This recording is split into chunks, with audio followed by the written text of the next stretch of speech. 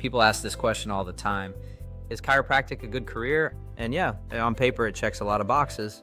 Doctorate level credential, clinical autonomy, a growing market, decent earning potential if you build it right. But that framing career kind of misses the point. And if you go into this profession treating it purely as a career path, there's a real chance you're going to burn out, underperform, or end up practicing in a way that doesn't actually reflect what chiropractic is. This isn't about discouraging anyone. It's about giving you the honest version before you spend 4+ years and 6 figures finding out the hard way. Is chiropractic a good career, or does it have to be a calling? The word career implies you make a decision, follow a track, get the credential, and then the credential does the heavy lifting. That's not really how this works. Chiropractic is a path you have to dedicate yourself toward, yes. But in a bigger picture, it has to become something you're genuinely passionate about, something that doesn't feel like work.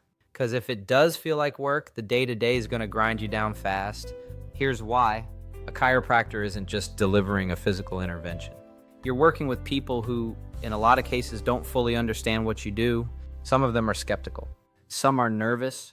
Some have had bad experiences, or they've heard things that made them afraid of adjustments.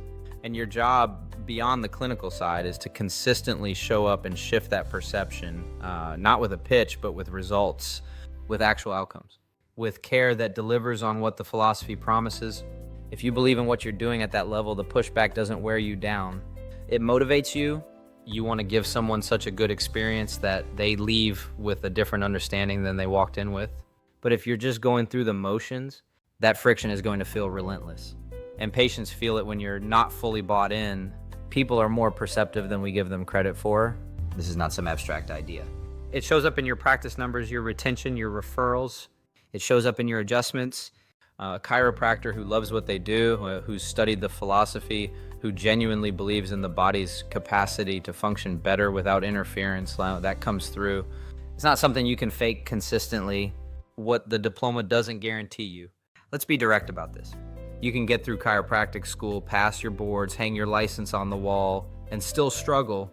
The diploma is not a guarantee of patience, income, or a thriving practice. It doesn't even guarantee that you know how to adjust well. What it certifies is that you completed the academic and clinical requirements. That's it. What actually builds a career or a practice, which is a better word for what you're doing, is a combination of clinical skill, communication, business fundamentals, and community trust.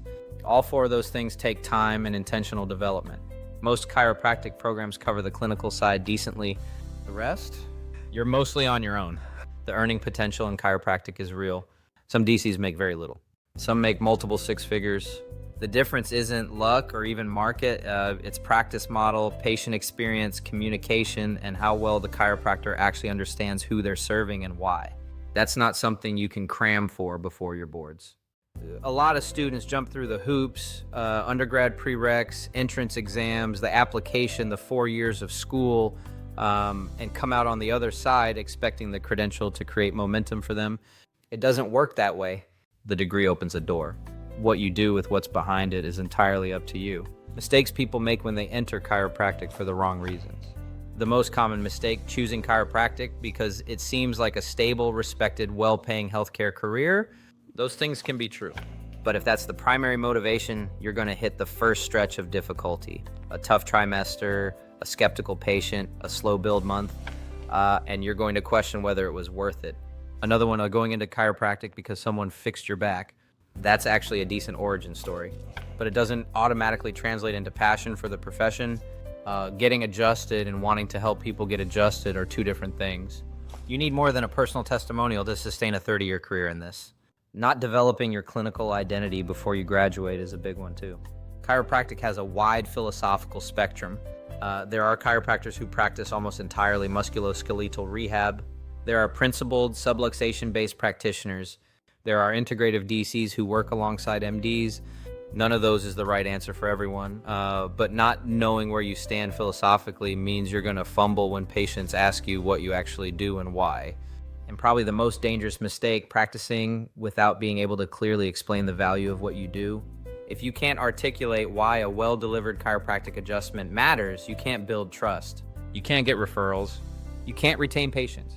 Communication is a clinical skill in this profession. It is not optional.